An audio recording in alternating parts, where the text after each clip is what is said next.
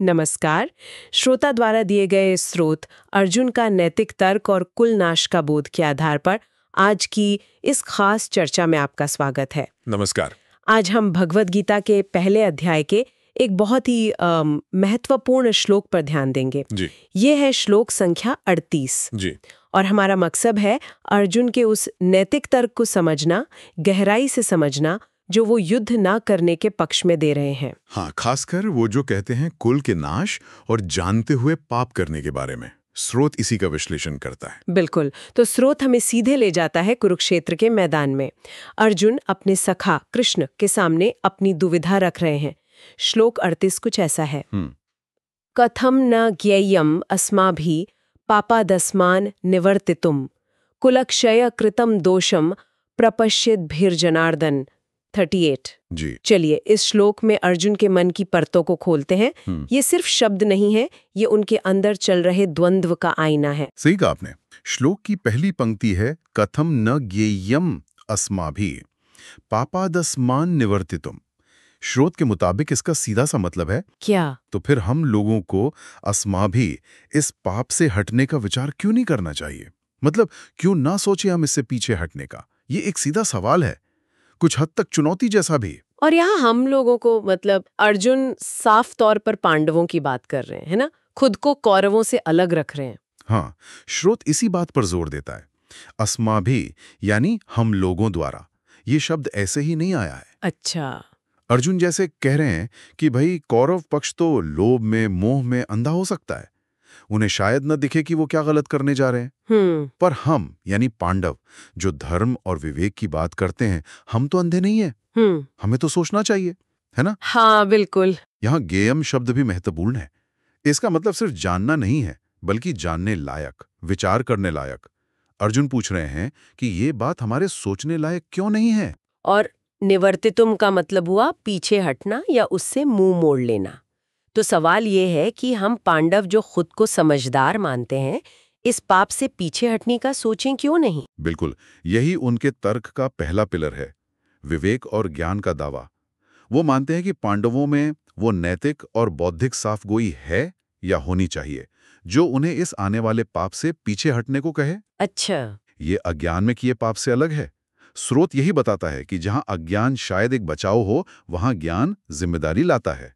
अगर आप जानते हैं तो आप अनजान होने का नाटक नहीं कर सकते। ये बात दिलचस्प है। तो अर्जुन एक तरह से एक नैतिक लाइन खींच रहे हैं। एक तरफ वो जो लोभ में अंधे हैं जैसे कौरव, हाँ, और दूसरी तरफ वो जो देख सकते हैं, समझ सकते हैं, यानी पांडव। श्रुत क्या कहता है?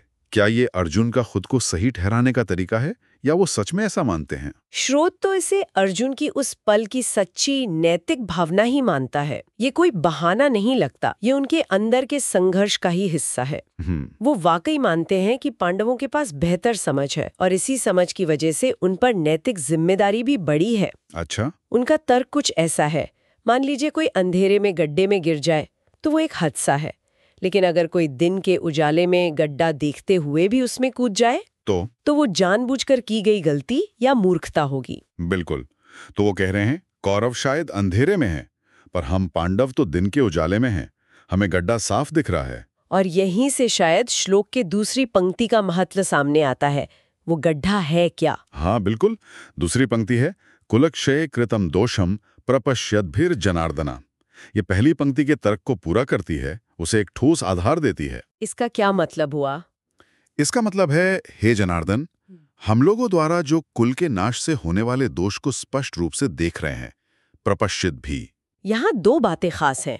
एक तो कुलक्षय कृतम दोषम, मतलब वो दोष जो कुल के, वंश के, परिवार के नाश से पैदा होता है। सही। अर्जुन किसी आम पाप की बात नहीं कर रहे हैं, बल्कि एक बहुत खास और गंभीर नतीजे की तरफ इशारा कर रहे हैं। बिल्कुल सही। श्रोत भी है कहता है कि अर्जुन के लिए कुलक्षय सिर्फ कुछ योद्धाओं का मरना नहीं है, ये तो सामाजिक ढांचे का टूटना है, परंपराओं का खत्म होना है। हाँ। और शायद आने वाली पीढ़ियों के लिए भी एक तरह की अराजकता का कारण। वो आगे इसी अध्याय में इसके और भी बुरे नतीजे गिनाते हैं, जैसे वर्ण संकरता, पितरों का पतन वगैरह। ओह। तो कुलक्षय कृतम दोषम एक बहुत भारी, बहुत दूर तक असर करने वाला दोष है। ये उनके डर और उनकी नैतिक आपत्ति का सेंटर पॉइंट है। और दूसरा शब्द जो आपने बताया प्रपश्यद्भिर, आपने कहा स्पष्ट रूप से देखने वालों के द्वारा। ये शब्द अर्जुन के तर्क को कितना वजन देता है? ये शब्द ये बहुत महत्वपूर्ण है। प्रपश्यद्भिर में जो प्र उपसर्ग है ना, वो प्रकर्ष यानी स्पष्टता दिखाता है। अच्छा। अर्जुन ये नहीं कह रहे हैं कि हमें डर है कि कुल का नाश हो सकता है या हमें लगता है कि इससे दोष होगा। नहीं, वो कह रहे हैं कि हम इसे स्पष्ट रूप से देख रहे हैं, जैसे बिल्कुल सामने हो। हाँ बिल्कुल, जैसे भविष्य का एक निश्चित सच हो जो उन्होंने देख लिया है। और ये देखना सिर्फ आंखों से देखना नहीं है, ये बुद्धि से, विवेक से नतीजे का साफ आकलन करना है। समझ गई। स्रोत कहता है कि ये शब्द अर्जुन के दावे को एक तरह से अकाट्य सत्य बना देता है। कम से कम उनकी अपनी नजर में तो यही है। तो देखिए, यहाँ एक बहुत अहम बात सामने आ रही है। अर्जुन का तर्क सिर्फ भावना या डर पर टिका हुआ नहीं लग रहा, नहीं, बल्कि एक तरह की निश्चितता, एक साफ दृष्टि पर आधारित है। वो कह रहे हैं हम ज्ञानी हैं, हम देख रहे हैं, ये नतीजा पक्का है और ये नतीजा भयानक है, तो हम ये जानते बूझते क्यों करें? एकदम यही बात। और ये कह किससे रहे हैं? जनार्दन से, कृष्ण से, जो खुद सब कुछ जानने वाले माने जाते हैं। हाँ, ये भी है। तो इससे उनके कहने का वजन और बढ़ जाता है। वो जैसे कृष्ण को भी गवाह बना रहे हैं अपनी साफ दृष्टि का। ये उनके तर्क की गंभीरता और उनकी नैतिक पीड़ा को दिखाता है। तो अगर हम इन दोनों पंक्तियों को मिलाकर देखें, स्रोत अर्जुन के इस पूरे तर्क को कैसे समेटता है?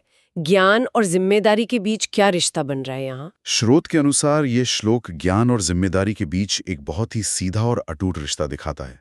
अर्जुन का मूल तर्क यही है, क्योंकि हम अस्माभि है, इस भयानक नतीजे कुलक्षय कृतम दोषम को स्पष्ट रूप से देख प्रपश्यद्भिर रहे हैं, इसीलिए हम इस पाप से पीछे हटने पर विचार क्यों ना करें। अच्छा। मतलब ज्ञान, खासकर आने वाले निश्चित और बुरे नतीजे का ज्ञान, आपको नैतिक रूप से जिम्मेदार बनाता है कि आप वो काम न करें या उससे पीछे हटें।